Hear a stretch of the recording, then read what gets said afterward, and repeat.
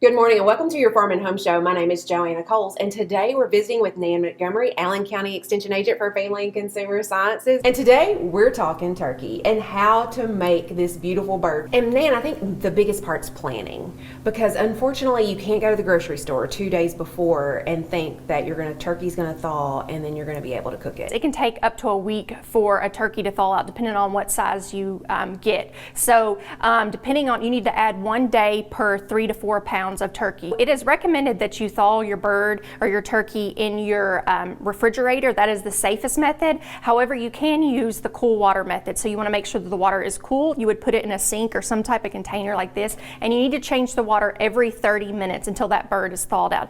And then you can use a microwave. Most microwaves can only hold about a 10-pound bird, and then you would need to follow the instructions that come with the manual within your microwave if that is for the defrost options for that. So best way to do it is your refrigerator. That's the safest way. I'm going to put on some gloves because we need to remove what we call the giblets. So if you never cooked a turkey before, there are parts within the turkey that if you cook it in it, it will not taste very good at all. I can say that because I've done that before. So we are going to take out, this is the giblets. You can, we're going to set this aside because some people like to use these in like gravy or other parts of their Thanksgiving meal, and then other people discard it. The bird is, the way that the wings and different parts of the bird are, we need to make sure that we get everything taken out of here. So there's a couple ways that you can add flavor to your turkey. So first off, you can brine your turkey. So basically that's like a saltwater solution that's going to add flavor into your turkey. There's different types of brining kits that are available at your local grocery store, so you can pick that. So that's typically going to be an overnight, and you're going to put, like I said, the saltwater solution. All the instructions will be on here, and that gives your bird flavor. Another way that you can do is you can baste your turkey. So people will take like some type of oil or butter mixed in with seasonings, and they'll take their turkey baster and they will rub it all over, and they'll take the juices and get it in there through the cooking process. And then another way that you can use is just kind of like a dry rub mixture, which is what we're going to do today. So for this recipe to prepare our turkey, we're going to take 2 tablespoons of our olive oil, and we're just going to rub this all over our bird. And then I also have a seasoning mixture. So this is another 2 tablespoons of your favorite herb mixture. So today we're using basil and thyme.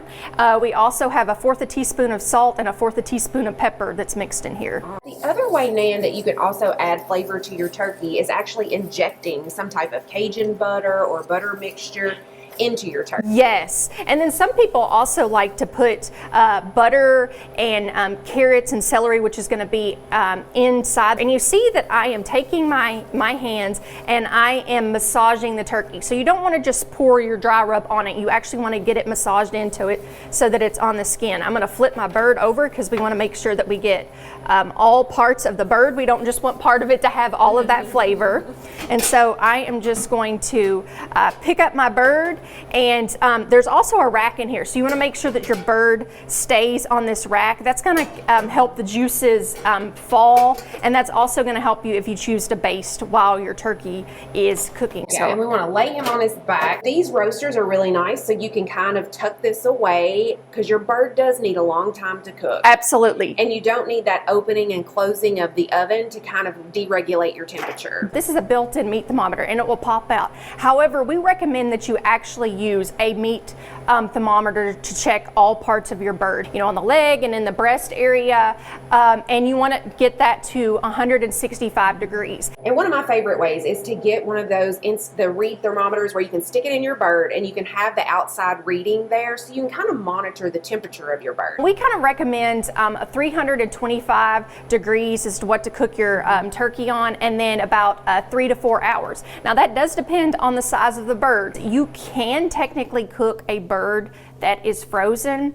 That is another option. You still need to make sure that you remove the giblets, and then the cooking time is going to be 50% longer. Now ideally that's not recommended just because you're going to have more flavor with this type if you brine it or baste it or do some type of dry rub. You know, if you stuff your bird, that also increases your cooking time. The stuffing with inside your bird also needs to make an internal temperature of 165 degrees. When we get this turkey out of the oven, it's going to smell delicious, look delicious, and we're going to leave that and make it rest for a little bit and then slice and serve. If you have any questions, make sure to contact your local extension office. Have a great day.